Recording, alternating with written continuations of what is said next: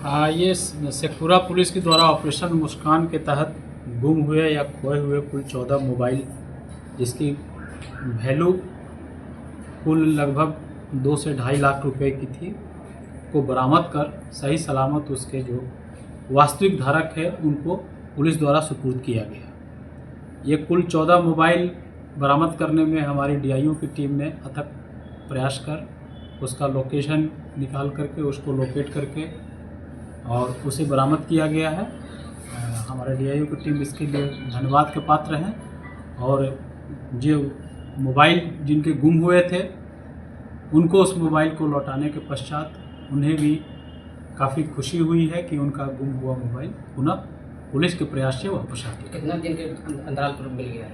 ये मुश्किल से जो है 1.5 से 2 महीने के अंतराल में ये सारे मोबाइल की रिकवरी हुई। काफ़ी तत्परता से हुआ है इस तरह। हाँ, इसको जब कोई भी व्यक्ति मोबाइल गुम होने का सूचना देते हैं तो उसको जो है हम लोग तुरंत डीआईओ टीम को उसको हस्तांतरित करते हैं। डीआईओ टीम उसका लगातार मॉनिटरिंग करते रहती है और जैसे ही उस मोबाइल का संदर्भ में जो ट्रेस मिलता है तो उसे फिर उससे संपर्क साध करके और वो मोबाइल को जो है वापस दिलवाने में इन लोगों की प्राथमिकता रहती है। खरीद बिक्री का मामला नहीं आता इस तरह से? नहीं। डीआईओ टीम को सम्मानित किया जाएगा सर?